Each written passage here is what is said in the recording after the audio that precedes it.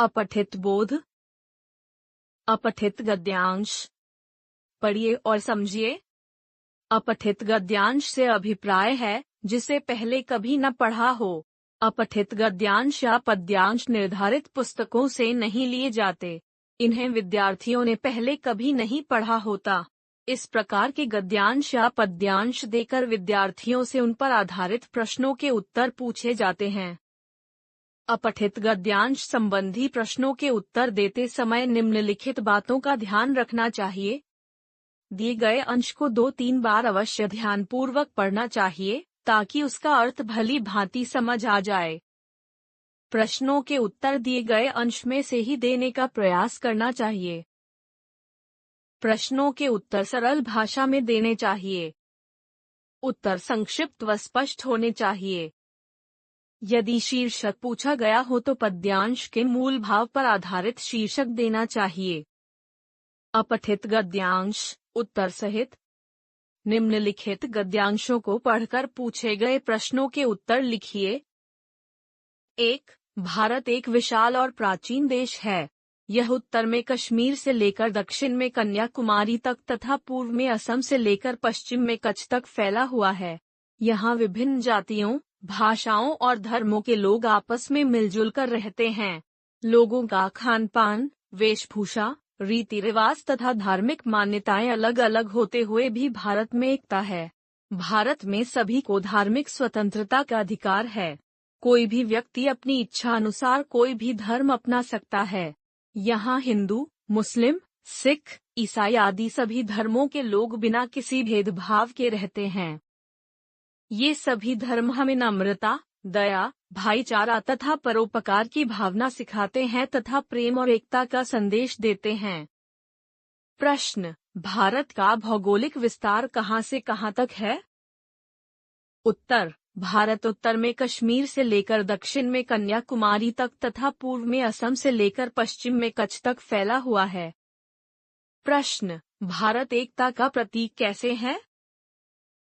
उत्तर: भारत में विभिन्न जातियों, धर्मों तथा भाषाओं के लोग मिलजुल कर रहते हैं। उनकी वेशभूषा, बोली, रीति रिवाज, खान पान अलग होते हुए भी भारत में एकता है। प्रश्न: भारत में किन किन धर्मों के लोग रहते हैं?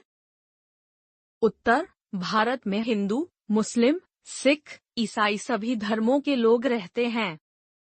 प्रश्न: ये सभी धर्म हमें क्या सिखाते हैं?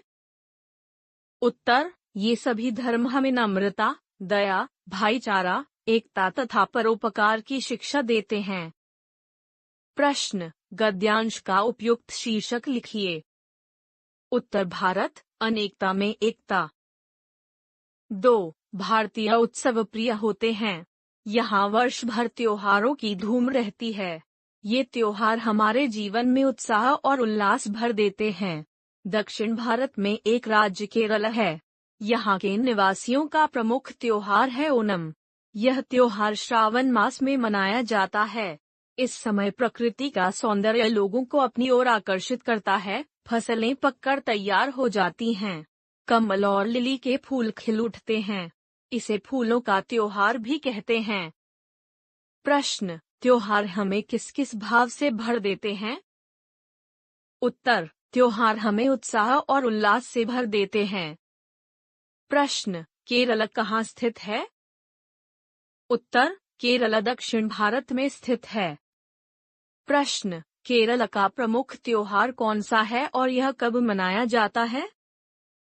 उत्तर: केरल का मुख्य त्योहार ओणम है और यह श्रावण मास में मनाया जाता है। प्रश्न: गद्यांश से त्योहार का पर्यायवाची ढूंढकर लिखिए। उत्तर: त्योहार का पर्यायवाची शब्द है उत्सव। प्रश्न: गद्यांश का उपयुक्त शीर्षक लिखिए। उत्तर: ओणम। 3. साहस की जिंदगी सबसे बड़ी जिंदगी होती है। ऐसी जिंदगी की सबसे बड़ी पहचान यह है कि वह बिल्कुल निडर, बिल्कुल बेखौफ होती है। साहसी मनुष्य की पहली पहचान यह है कि वह इस बात की चिंता नहीं करता कि तमाशा देखने वाले लोग उसके बारे में क्या सोच रहे हैं। जनमत की उपेक्षा करके जीने वाला आदमी दुनिया की असली ताकत होता है और मनुष्यता को प्रकाश भी उसी आदमी से मिलता है। अड़ोस पड़ोस को देखकर चलना साधारण व्यक्ति का काम है। क्रांति करने वाले लोग अपने उद्देश्य की तुलना न तो पड़ोसी के उद्देश्य से करते हैं और न अपनी चाल को पड़ोसी की चाल देखकर मध्यम करते हैं। प्रश्न, कैसी जिंदगी सबसे बड़ी जिंदगी होती है? उत्तर, साहस की जिंदगी सबसे बड़ी जिंदगी होती है। प्रश्न, साहस की जिंदगी की सबसे बड़ी पहचान क्या है? उत्तर, साहस की जिंदगी बिल्कुल निडर तथा बेखौफ होती है। प्रश्न, दुनिया की असली ताकत कौन होता है? उत्तर, जनमत की उपेक्षा करके जीने वाला व्यक्ति ही दुनिया की असली ताकत होता है। प्रश्न, क्रांति करने वाले लोग कैसी जिंदगी जीते हैं?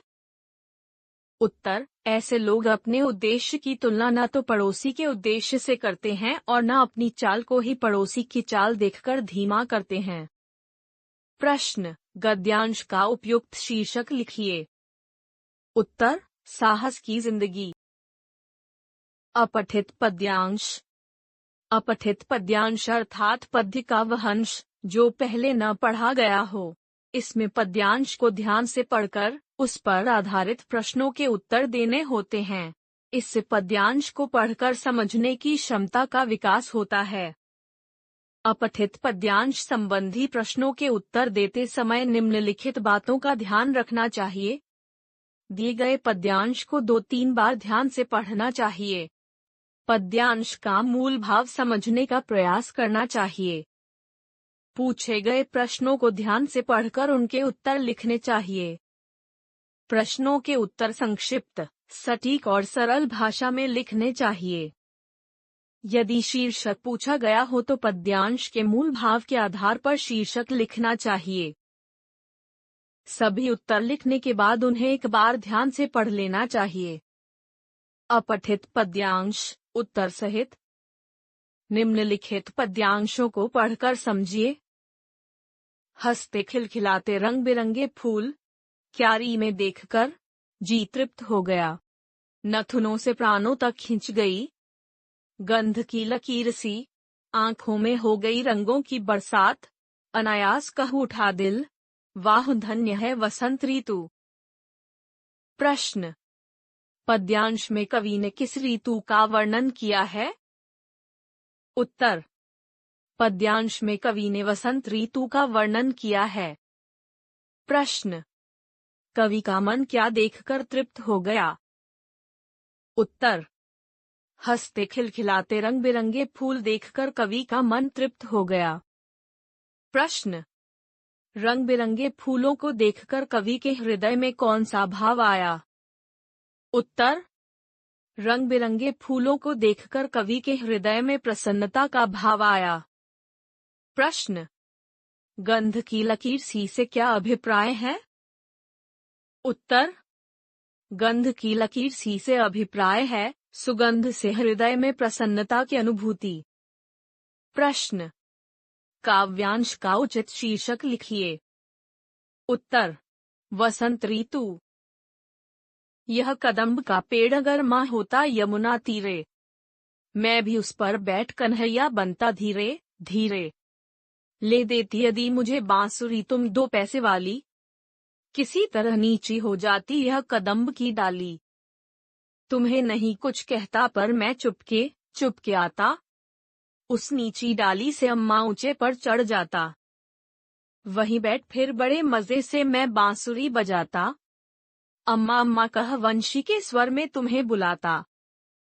प्रश्न, काव्यांश में बालक क्या बनना चाहता है? उत्तर, काव्यांश में बालक कन्हैया बनना चाहता है। प्रश्न, बालक अपनी माँ से क्या मांग रहा है? उत्तर, बालक अपनी माँ से बांसुरी मांग रहा है। प्रश्न, काव्यांश में बांसुरी का मूल्य क्या बताया गया है? उत्तर, काव्यांश में बांसुरी का मूल्य 2 पैसे बताया गया है। प्रश्न, बच्चा कहाँ बैठकर बांसुरी बजाना चाहता है? उत्तर, बच्चा कदम्ब के पेड़ पर बैठकर बांसुरी बजाना चाहता है। प्रश्न, काव्यांश का उचित शीर्षक लिखिए। उत्तर, कदम्ब का पेड़।